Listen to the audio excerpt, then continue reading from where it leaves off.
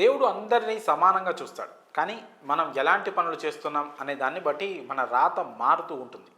తప్పుడు పనులు చేస్తూ రాంగ్ ట్రాక్ ఎక్కితే ఎంత ఉన్నతమైన స్థితిలో ఉండి కూడా ఈజీగా కిందకు పడిపోవాల్సిందే.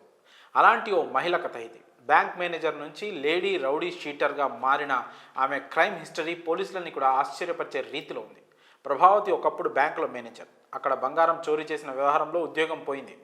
అక్కడ నుండి సొంత గ్రామం ఏలూరు జిల్లా మర్రిబందం చేరుకొని స్థానికంగా అడ్డు అదుపు లేకుండా దౌర్జన్యాలకు పాల్పడడం స్టార్ట్ చేసింది. ఆమె ఆగడాలు భరించలేక పోలీసులు రౌడీ షీట్ ఓపెన్ చేశారు. రౌడీ షీట్ తనకి అదనపు సర్టిఫికెట్ అనుకుందేమో ప్రభావతి. అక్కడి నుండి ఇంకాస్త రెచ్చిపోయింది. కాస్త ఆర్థికంగా ఎదిగింది. మళ్ళీ తన ఉద్యోగం తిరిగి దక్కించుకోవాలని అనుకుంది. తన పరపతి ఉపయోగించి పెద్ద నాయకులను కలిసింది. తనకి ఉద్యోగం వచ్చేలా చూడమని వేడుకుంది.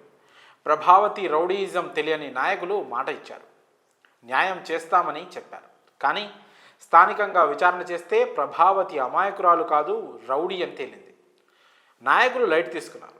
మర్రిబందంలోనే ఉండే దోనవల్లి వెంకట్రావు తన గురించి నాయకులకి నిజాలు చెప్పేశాడని ప్రభావతి నమ్మింది. ఈ క్రమంలో బుధవారం వెంకట్రావుపై ప్రభావతి తన తండ్రి రంగారావు సోదరుడు ప్రభుకుమార్లతో కలిసి దాడి చేసింది.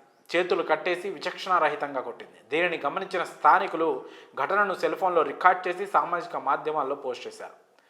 సమాచారం అందుకున్న నూజివీడు రూరల్ పోలీసులు ఘటనా స్థలానికి చేరుకొని గ్రామస్తుల సాయంతో క్షతగాత్రుడిని నూజివీడు ఏరియా ఆసుపత్రికి తరలించారు.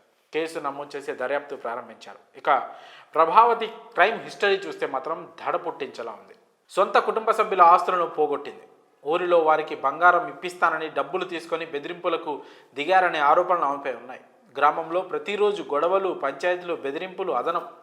దీంతో నూజివీడు రూరల్ పోలీసులు ఆమెపై రౌడీ షీట్ సైతం నమోదు చేశారు. ఫలితంగా ఆమె బాధితులు నానాటికి పెరిగిపోతున్నారు. ఇప్పటికైనా పోలీసులు తక్షణం స్పందించి ప్రభావతిని అదుపులోకి తీసుకొని తమకు రక్షణ కల్పించాలని మర్రిబందం గ్రామస్తులు కోరుతున్నారు. మరి ఈ లేడీ డాన్ ఆగడాలపై మీ అభిప్రాయాలను కామెంట్స్ రూపంలో తెలియజేయండి.